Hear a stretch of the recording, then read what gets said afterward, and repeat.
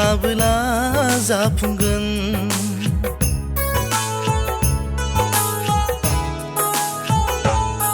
जिउनि थांखि माबोला मोनहैगोन सिमां जिउनि माबोला जाफुंगोन गाबनाय मिनिनाय सुबुंनि जिउजों थांगोन फैगोन हान्थिनाय लामायाव गाबनाय मिनिनाय सुबुंनि जिउजों थांगोन फैगोन हान्थिनाय लामायाव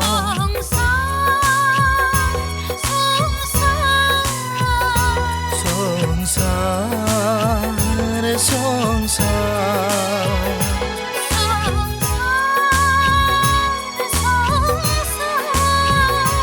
संसार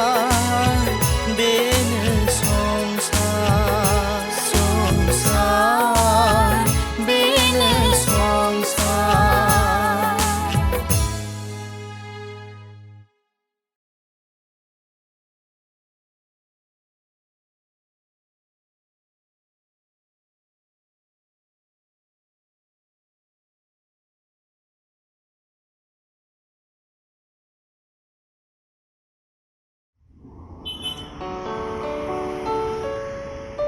बियो जाबाय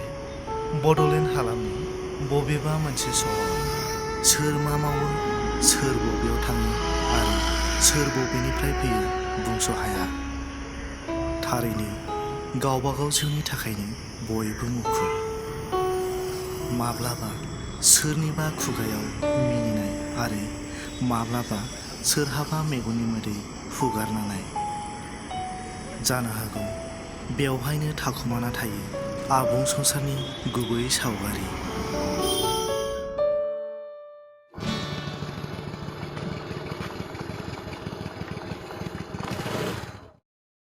बियो जाबाय मेब्ला बिथाङा R&M प्राइभेट लिमिटेड मुंनि गंसे फिसा इन्डास्ट्रिया बेखेव जाजेननायनिफ्रायनो ग्रेड 4 नि साख्रि मावनानै गावनि जिउखौ दैदेनो बियो सासे सरासनस्रा आरो सादा सिदा सुबुं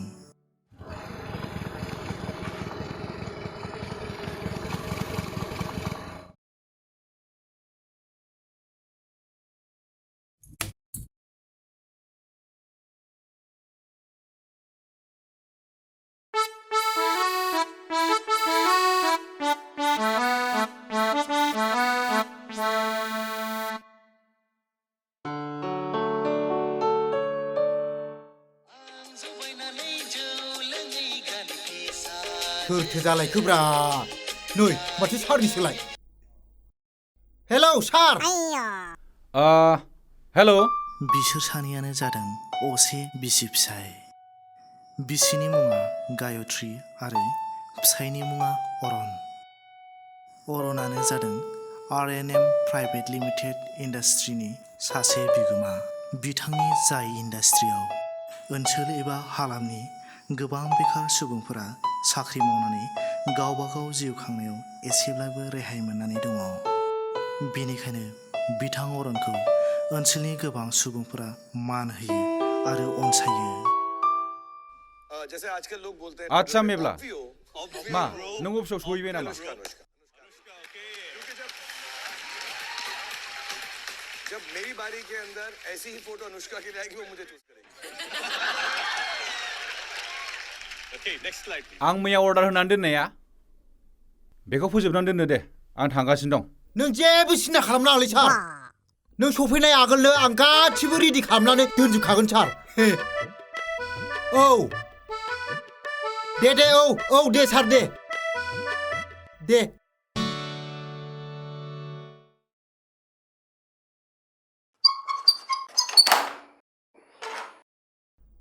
ओहो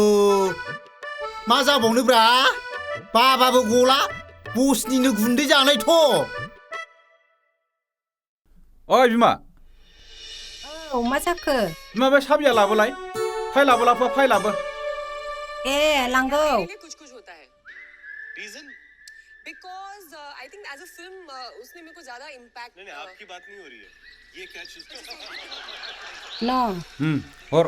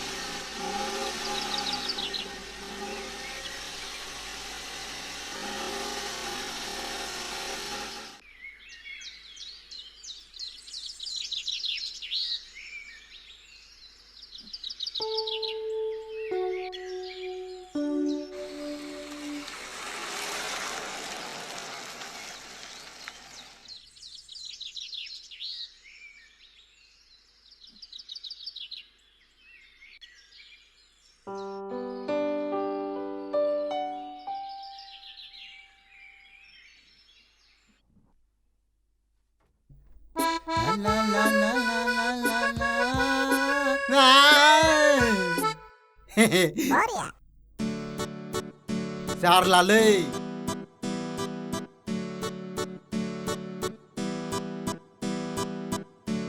बोथोराबो बोथोर जि गरम जाबायलै आयु आयु बेबो जि गोजौ आयु आयु आयु आयु मानसियाबो गाहाय जाबाय नालाय ब्रा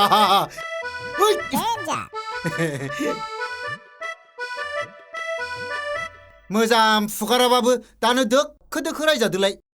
मोजांथ' रायखाया माबा हिनजाव खारजानाय माबानाय हिनजाव गारजानाय होनलायलाङो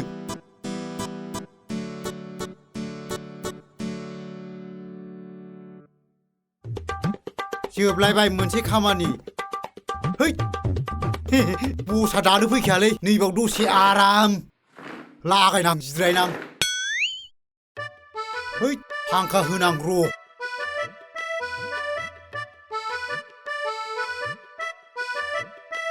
जाबायलै उफ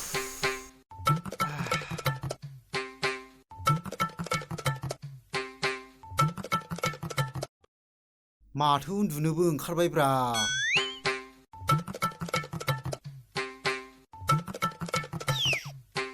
बसाबो फैयाखै दसे होनानै मोजां उन्दुनां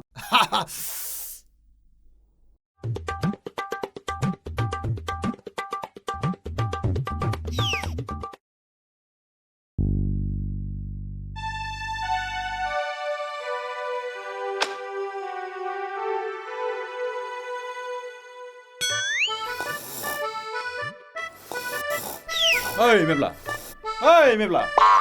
सार थोद औ सार जिराय मारै जानांगौलै बिदिजों ओइस बे फांखाया स्पिड गैबावला नामा गैयालै सार भल्टेजआ खम दिनै ओइ मा जानोसै बिदिजोंलाय थांनाय बे फाइल बावबोदों आङो गारियाव फाइल लानाय फाइला खेवखानाय सार न' साबिया लानानै थां न'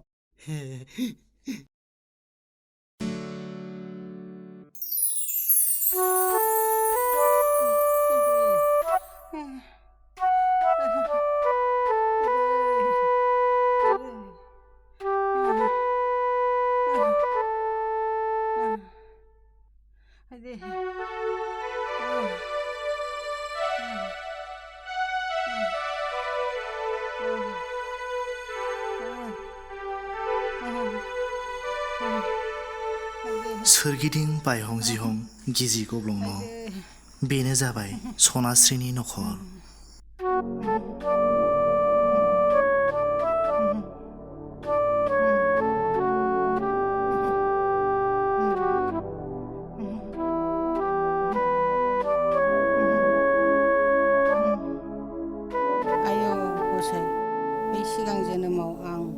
मा पाप हाबा मावबोनायनि थाखाय दिनै आंनि नखराव एसेबां दुखुनि साया साग्लोबनानै दोनफैखो सिबाय फिसालाय उन्दै समावनो बिफा गोमाजानानै आरो आंनि बेराम देहानि थाखायनो बेसेबांबा दुखु खस्थ' सहायनांबाय नों आंनि फिसानि थाखाय मोनसे राहा दिन्थिनानै हरदो। सोरगिदिं दंफां लाइफां बेसेबांबा गुवार अरनबारि।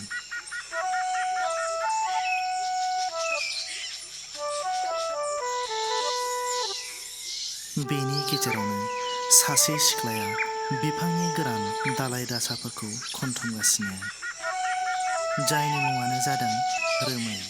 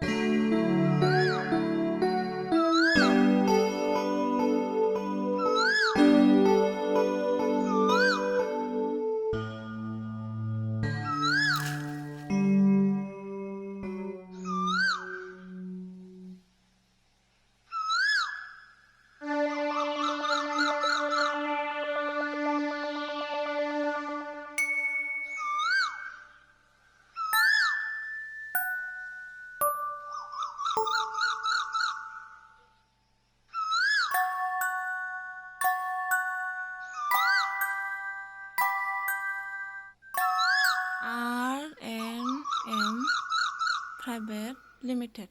Urgent recruitment. Work in interview. Qualification BA BCom BSc. Last date 14 August.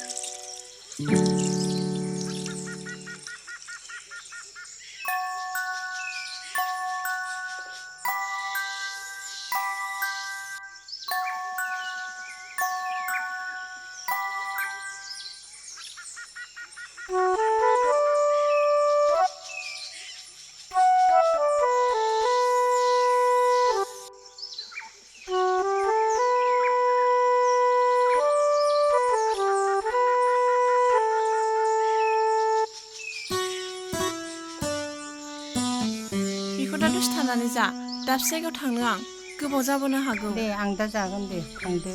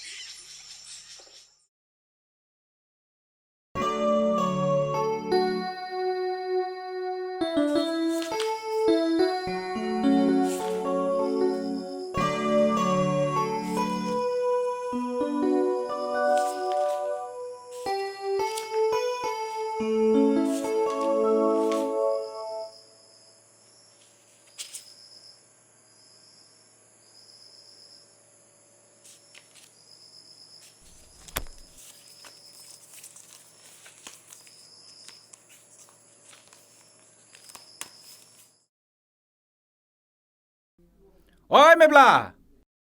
मेब्ला ओजों फैनाय औ सार गाबज्रिदोंमोन ना नै नैबे फाइलखौ 26 नाम्बार फाइलजों दोनफादेर दे आनजादनि फिथाइ होब्ला गोनां जागोन दे बुजिबाय दरजा खोरखिफ्रा फांसांदो थांलायनोसै जागोन दे सार